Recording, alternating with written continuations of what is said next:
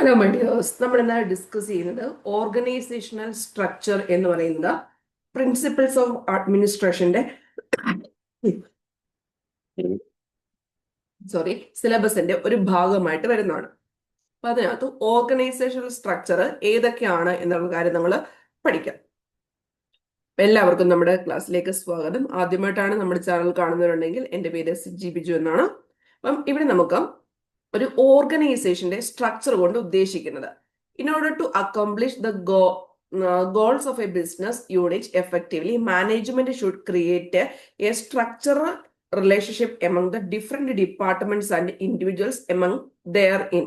അതായത് ഒരു നമ്മൾക്ക് ഒരു വീടിന് ഒരു സ്ട്രക്ചർ, നമ്മുടെ വീട്ടിലെ ഓരോരോ കാര്യങ്ങൾ ചെയ്യുന്നു പറഞ്ഞ പോലെ ഒരു ഓർഗനൈസേഷൻ വരും എന്ന് പറയുമ്പം അപ്പൊ അവിടെ ഓരോരോ എക്സിക്യൂട്ടീവ്സും കൃത്യമായിട്ടും അവരവരുടെ ജോലികൾ ചെയ്യണം. അപ്പൊ അതിന്റെ ഒരു അറേഞ്ച്മെന്റിനെയാണ് ഒരു സ്ട്രക്ചർ കൊണ്ട് ഉദ്ദേശിക്കുന്നത്. നല്ല രീതിയിൽ ഒരു ഓർഗനൈസേഷൻ വർക്ക് ചെയ്യണമെങ്കിൽ അവിടെ എന്തുണ്ടായിരിക്കണം? വ്യക്തമായിട്ടുള്ള ഒരു ഓർഗനൈസേഷൻ സ്ട്രക്ചർ ഉണ്ടായിരിക്കണം. അപ്പൊ അത് ഏത് രീതിയിലുള്ളതായിരിക്കും? ഒരു ഹൈറാർക്കിയൽ ആയിട്ടുള്ള അറേഞ്ച്മെന്റ് ആയിരിക്കും.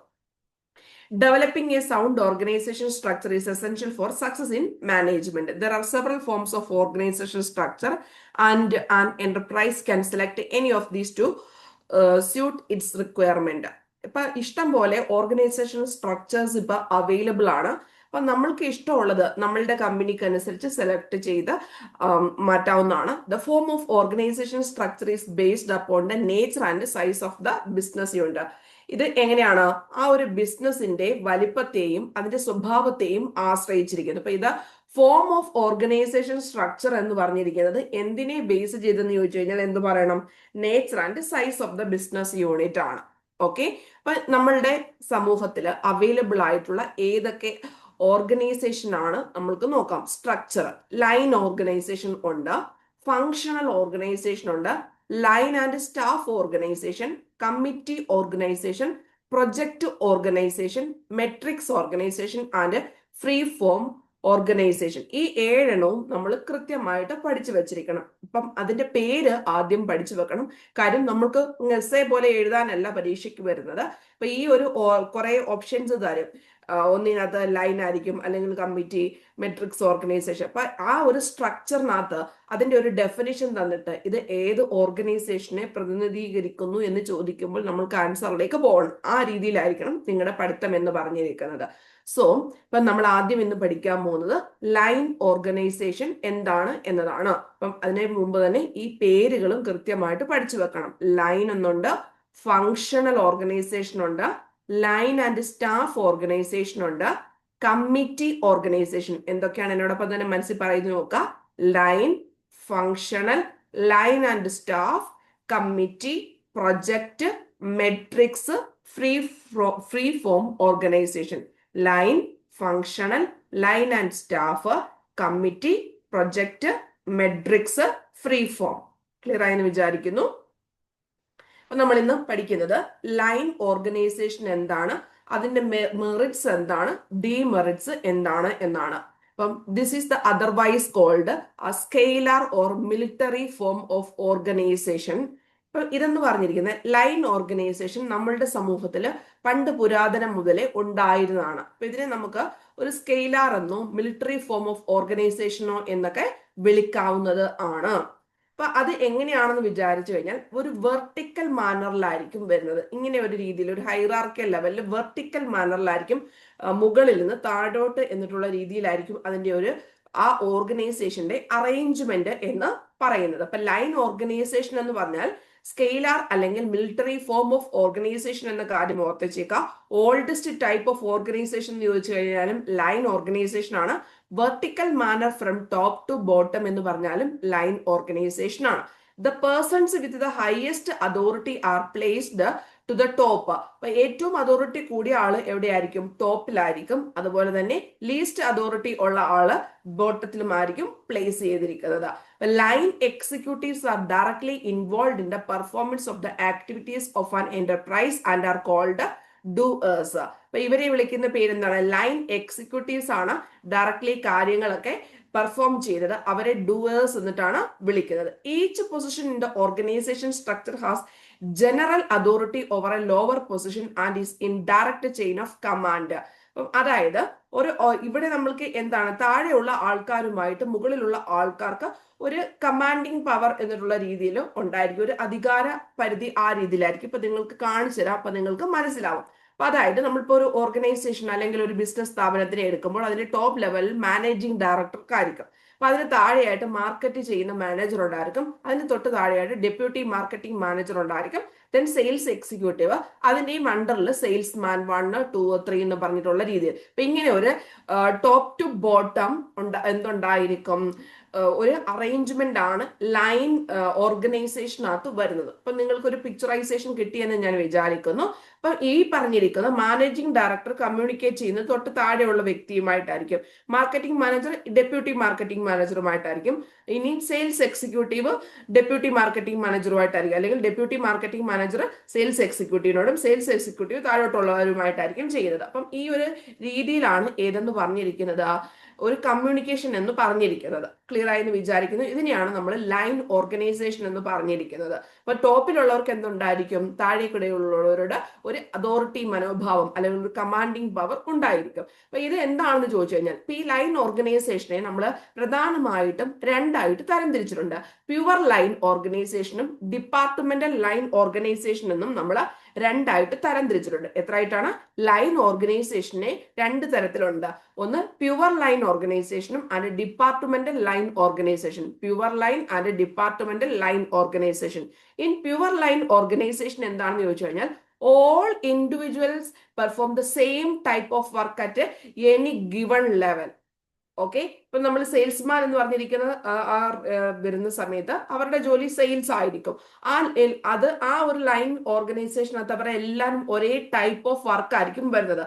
പക്ഷേ ഡിപ്പാർട്ട്മെന്റൽ ലൈൻ ഓർഗനൈസേഷൻ വരുമ്പോൾ there are A number of departments and each department perform different types of work. ഇപ്പം അവിടെ നമ്മൾക്ക് പിന്നെ മാർക്കറ്റിംഗ് ഉണ്ടെന്ന് വിചാരിച്ചു. അപ്പൊ മാർക്കറ്റിംഗ് പോലെ തന്നെ വേറൊരു ഡിപ്പാർട്ട്മെന്റ് ആണ് HRD എന്ന് പറഞ്ഞിരിക്കുന്നത്. അപ്പൊ കറസ്പോണ്ടിങ് ആയിട്ട് ആ കാര്യങ്ങളെല്ലാം അവരവരുടെ ഡിപ്പാർട്ട്മെന്റുമായി ബന്ധപ്പെട്ട കാര്യങ്ങൾ ഡിപ്പാർട്ട്മെന്റൽ ലൈൻ ഓർഗനൈസേഷൻ വരുമ്പോൾ അവരവർക്ക് ഡിഫറെന്റ് ടൈപ്സ് ഓഫ് വർക്ക് ഉണ്ടായിരിക്കും.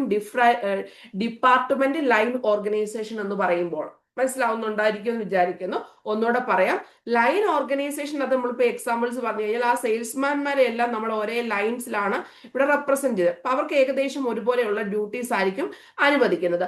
അതേസമയം നമ്മൾക്കിപ്പോ ഒരു മാർക്കറ്റിംഗ് എന്ന് പറയുന്ന ഒരു ഡിപ്പാർട്ട്മെന്റ് ഉണ്ട്, HRD എന്ന് പറയുന്ന ഒരു ഡിപ്പാർട്ട്മെന്റ് ഉണ്ട്, അതുപോലെ തന്നെ അക്കൗണ്ടിങ് എന്ന് പറയുന്ന ഒരു ഡിപ്പാർട്ട്മെന്റ് ഉണ്ടെന്ന് വിചാരിക്കുക. അപ്പൊ ഇവർക്കെല്ലാം തുല്യ അധികാരമാണ്. പക്ഷേ അക്കൗണ്ടിങ്ങിനകത്ത് അക്കൗണ്ടിങ്ങിന്റെ റിലേറ്റ് ചെയ്തിട്ടുള്ള കാര്യങ്ങളായിരിക്കും, HRDക്കകത്ത് HR റിലേറ്റ് ചെയ്തിട്ടുള്ള കാര്യങ്ങളായിരിക്കും, മാർക്കറ്റിങ്ങിനകത്ത് മാർക്കറ്റിംഗ് സംബന്ധമായിട്ടുള്ള കാര്യങ്ങളായിരിക്കും, ആ ഡിപ്പാർട്ട്മെന്റലുമായി ബന്ധപ്പെട്ടിട്ടുള്ള കാര്യങ്ങളായിരിക്കും അവിടെ ആ ഒരു വർക്കുമായി ബന്ധപ്പെട്ട് വരുമ്പോൾ വരുന്നത്. അതാണ് ഡിപ്പാർട്ട്മെന്റൽ ലൈൻ ഓർഗനൈസേഷൻ കൊണ്ട് ഉദ്ദേശിക്കുന്നത്. അവരവരുടെ ഡിപ്പാർട്ട്മെന്റ് അനുസരിച്ചുള്ള ഡിഫറെന്റ് ടൈപ്സ് ഓഫ് വർക്ക് ആയിരിക്കും വരുന്നത്. പക്ഷേ പ്യുവർ ലൈൻ ഓർഗനൈസേഷനകത്ത് അവിടെ കൃത്യമായിട്ട് അതിന്റെ സെയിൽസ് ആയിരിക്കും വരുന്നത്. ക്ലിയർ ആയെന്ന് വിചാരിക്കുന്നു. ഇനി നമുക്ക് ഇതിന്റെ മെറിറ്റ്സ് എന്താണ്, ഡിമെറിറ്റ്സ് എന്താണെന്നുള്ള കാര്യം നോക്കാം. ഈ ലൈൻ ഓർഗനൈസേഷൻ എന്ന് പറഞ്ഞിരിക്കുന്നത് സിമ്പിൾ ആൻഡ് ഈസി ആണ് എസ്റ്റാബ്ലിഷ് ചെയ്യാനും പിന്നെ വർക്കേഴ്സിനൊക്കെ പെട്ടെന്ന് മനസ്സിലാക്കാനും ഒക്കെ വേണ്ടിയിട്ട്. Clear division of authority and responsibility of each individual knows to whom he is responsible. ഇപ്പം ഒരാൾ വരുന്ന സമയത്ത് ഇന്ന ജോലീസ് ആണ് നീ ചെയ്യേണ്ടത്, ഇന്ന കാര്യങ്ങൾ ഓരോ ദിവസവും ചെയ്യണം എന്നിട്ടുള്ള ആ ഒരു കറക്റ്റ് റെസ്പോൺസിബിലിറ്റി ഓരോ വ്യക്തിക്കും കട്ട് ആൻഡ് റൈറ്റ് ആയിട്ട് അവിടെ വന്നിട്ടുണ്ടായിരിക്കും. ദെൻ അടുത്തായിട്ട് it provides units of command which in turn facilities effective control and supervision. അതായത് ഇവിടെ എന്തുണ്ടായിരിക്കും, it provides unity of command ആണ്, which in turn facilitates effective control and supervision ആണ്. അപ്പൊ ഇവിടെ കൃത്യമായിട്ട് എന്ത് ചെയ്യുന്നുണ്ട്, എഫക്റ്റീവ് ആയിട്ടുള്ള കൺട്രോളും ഒരു സൂപ്പർവിഷനും ഒക്കെ ഉണ്ടായിരിക്കും. It helps in taking quick and effective decisions because there is a definite authority at each level. നമ്മൾ മുമ്പേ കണ്ടല്ലോ, ആ തൊട്ട് മുകളിലുള്ള ആൾക്കാർ ആ താഴെയുള്ള ആൾക്കാരുടെ കാര്യങ്ങൾ ശ്രദ്ധിക്കുന്നത് കൊണ്ട് പ്രത്യേകിച്ച് പെട്ടെന്ന് ആക്ഷൻസ് എടുക്കാനും എഫക്റ്റീവ് ആയിട്ടുള്ള ഡിസിഷൻസ് എടുക്കാനുള്ള കാര്യങ്ങളൊക്കെ പെട്ടെന്ന് അവർക്ക് ചെയ്യാൻ പറ്റും. It ensures proper discipline because each manager is in close contact with his subordinates. അപ്പം ടോപ്പ് ലെവലിൽ ഉള്ള വ്യക്തിയുമായിട്ടല്ല, അപ്പൊ അതിന് ഇടയിലുള്ള കുറെ കണ്ടില്ലേ നമ്മള്, ഒന്നുകൂടെ കാണിച്ചു തരാം.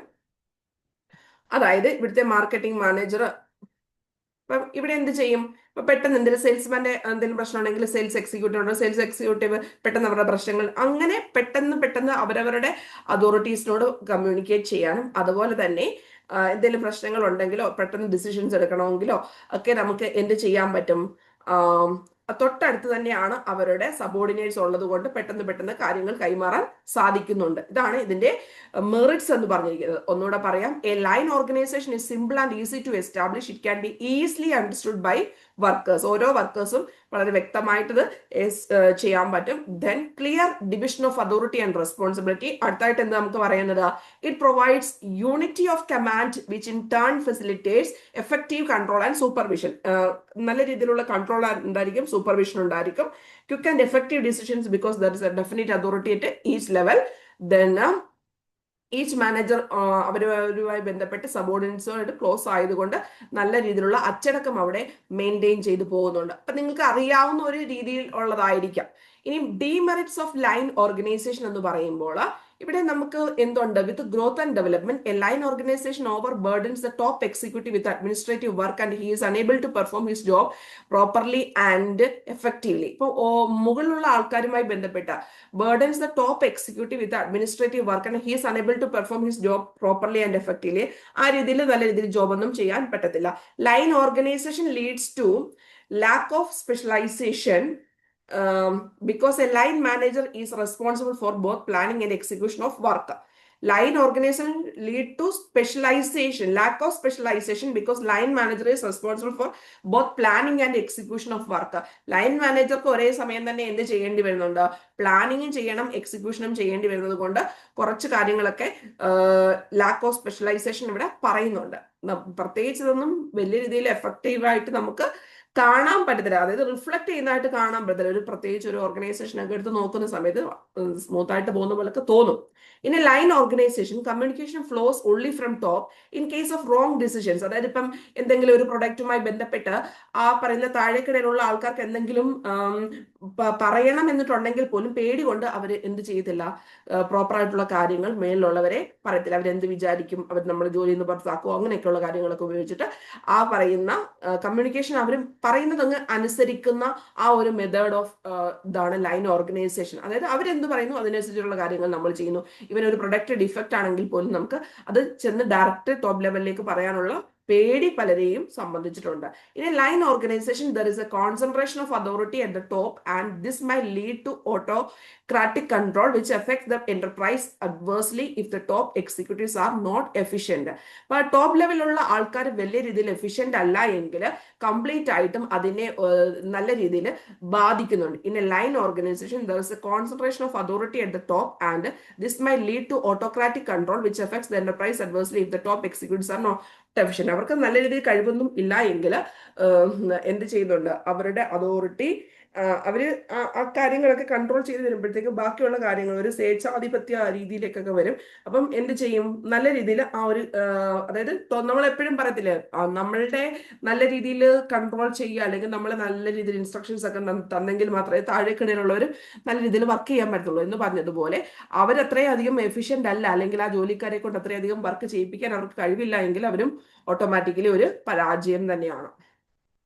Then in spite of these limitations, a line organization is suitable for ചെറിയ കാര്യങ്ങൾ വരുമ്പോൾ ഇത് വലിയ പ്രശ്നങ്ങൾ വരത്തില്ല. പക്ഷെ വലിയൊരു ഓർഗനൈസേഷൻ ഒക്കെ എടുക്കുന്ന സമയത്ത് എന്ത് പ്രശ്നമാണ്? ലൈൻ ഓർഗനൈസേഷൻ അത്ര വാല്യുബിൾ ആയിട്ടുള്ള കാര്യം ആയിട്ടല്ല വരുന്നത്. പിന്നെ ഒരു മ്യൂച്വൽ അണ്ടർസ്റ്റാൻഡിങ്ങിൽ എല്ലാവരും അങ്ങ് പോവുകയാണെന്ന് മാത്രമാണ്. അപ്പൊ ഇതാണ് തിയറിറ്റിക്കലി പറയുമ്പോൾ ഇങ്ങനെയൊക്കെയുള്ള കാര്യങ്ങൾ ലൈൻ ഓർഗനൈസേഷന്റെ മെറിറ്റ്സും ഡീമെറിറ്റ്സും. അതായത് പ്രത്യേകിച്ച് ഒരു കാര്യം നിങ്ങൾ ആലോചിക്കണം, എന്തായിരിക്കും? താഴേക്കിടയിലുള്ളവർക്ക് കുറച്ച് പേടിയായിരിക്കും, അതുപോലെ തന്നെ മുകളിലുള്ളവർക്ക് കഴിവില്ല എങ്കിൽ അത് അഡ്വേഴ്സ്ലി ഫ്ലോപ്പ് ആയിരിക്കും സംഭവിക്കുന്നത്.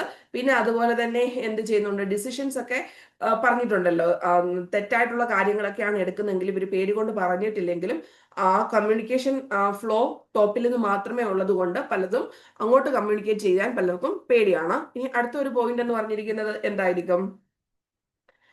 ഇവിടെ lack of specialization, line manager is responsible for both. അദ്ദേഹത്തിന് പ്ലാനിങ്ങും എക്സിക്യൂഷനും ഒക്കെ ഒരുപോലെയൊക്കെ ചെയ്യേണ്ടത് കൊണ്ട് കുറച്ച് സ്പെഷ്യലൈസേഷൻ ലാക്ക് ഉണ്ടെന്ന് പറയുന്നുണ്ട്. പിന്നെ വിത്ത് ഗ്രോത്ത് ലൈൻ ഓർഗനൈസേഷൻ, പിന്നെന്താണ് executive with administrative work and he is unable to perform his job properly and effectively. Okay, ആ ജസ്റ്റ് നിങ്ങൾക്ക് അറിയാവുന്ന രീതിയിൽ ഒന്ന് മനസ്സിൽ നിന്ന് വെച്ചിരുന്നാൽ മതി. പ്രധാനമായിട്ടും ഇത്രയൊക്കെ പോയിന്റ്സുകളൊക്കെ മനസ്സിൽ വെക്കാറുള്ളത്. അപ്പം നിങ്ങൾക്ക് ആർക്കെങ്കിലും നമ്മുടെ കോഴ്സിൽ ജോയിൻ ചെയ്യാൻ താല്പര്യമുണ്ടെങ്കിൽ ജോയിൻ ചെയ്യാവുന്നതാണ്. സെക്രട്ടേറിയറ്റ് അസിസ്റ്റന്റുമായി മെയിൻസുമായി ബന്ധപ്പെട്ട പേപ്പർ 2-ന്റെയും പേപ്പർ 1-ന്റെയും മാത്സ് ഒഴിച്ച് ബാക്കിയുള്ള എല്ലാ ടോപ്പിക്കിന്റെയും PDF-ഉം അതുപോലെ തന്നെ ഡെയിലി ക്ലാസ്സും റെക്കോർഡ് സെഷൻസും അവൈലബിൾ ആയിരിക്കും.